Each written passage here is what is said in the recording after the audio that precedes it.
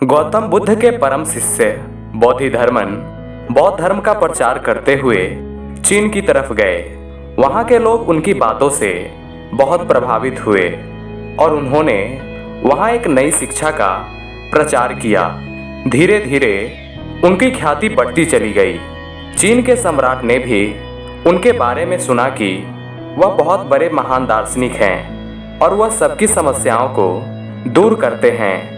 चीन के सम्राट ने भी अपनी समस्या लेकर उनके पास गए और बोले कि मैं बहुत अशांत रहता हूँ, मेरे मन में हमेशा अशांति बनी रहती है, मैं ठीक से सो तक नहीं पाता, मैं इसे कैसे दूर करूँ ताकि मुझे शांति मिल सके।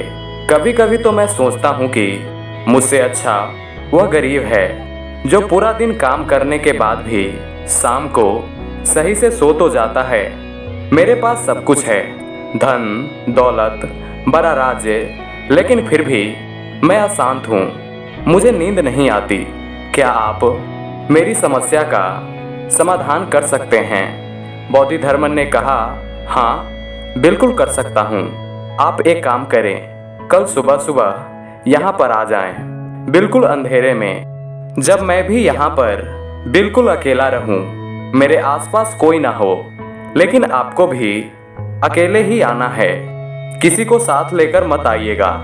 हाँ, आपको एक चीज साथ लेकर जरूर आनी है, आपका अशांत मन, उसे लेकर जरूर आना, घर छोड़कर मत आना, वरना मैं शांत किसे करूँगा।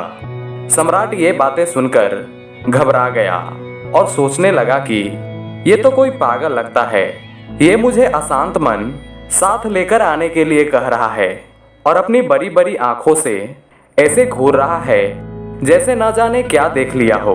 सम्राट घर को चला गया, लेकिन अब वह और भी ज्यादा अशांत हो चुका था। उसने सोचा था कि वह कोई संत होगा, ऋषि होगा, जो अपने तंत्र मंत्र से उसे ठीक कर देगा, लेकिन ये तो बिल्कुल बेकार की बातें कर रहा है। कोई अपने मन को भला घर पर कैसे छोड़ सकता है? सम्राट पूरी रात सो नहीं पाया। उसे बार बार बोधिधर्मन की बड़ी बड़ी आंखें परेशान करती रही और वह सोचता रहा कि उसे उस पागल आदमी के पास जाना चाहिए कि नहीं। कहीं वह पागल आदमी उस पर हमला कर दिया तो वैसे भी वह अंधेरे में जा रहा है जहाँ कोई नहीं होगा। फिर उसने सोचा कि वह एक सम्राट है, योद्धा है, एक आदमी उसका क्या बिगाड़ लेगा।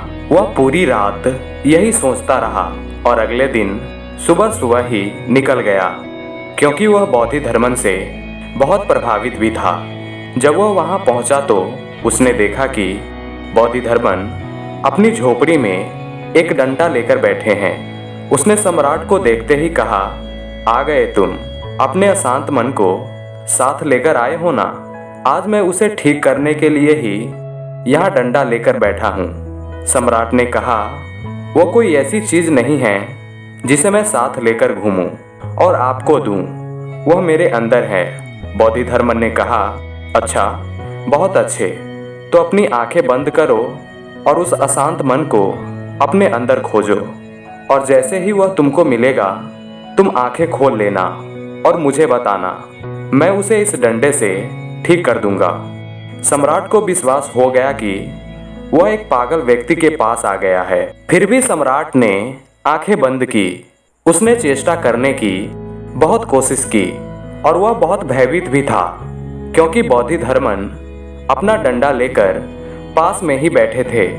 उन्हें डर था कि वह किसी भी वक्त उन पर हमला कर सकते थे। सम्राट भीतर खोजने की कोशिश कर रहे थे।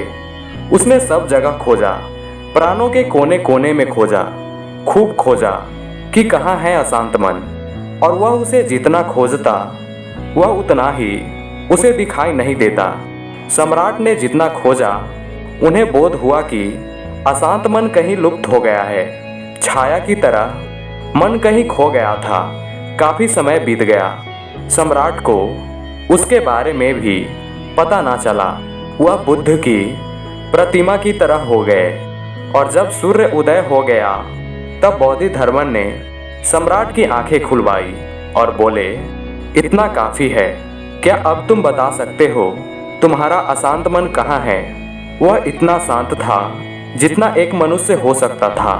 उसने अपना सर बोधिधर्मन के चरणों में रखा और कहा, आपने मेरा अशांत मन शांत कर दिया। सम्राट वेव ने अपनी आत्मकथा में लिखा है कि यह व्यक्ति अद्भुत है, चमत्कारी है। इसने कुछ किए बिना ही मेरे अशांत मन को शांत कर दिया और मैंने भी कुछ नहीं किया, बस अपने मन के भीतर गया और उसे खोजने की कोशिश की कि मन कहाँ है। निश्चित ही बोधिधर्मन ने सही कहा है, पहले खुद को खोजो और जब तुम खुद को खोजते हो तब तुम्हारे सारे उत्तर खुद ही मिल जाते हैं और कोई भी प्रश्न शेष नहीं रहता। दोस्तों, आपने इस कहानी से जो भी सीखा उसे कमेंट में लिखकर जरूर बताना। धन्यवाद।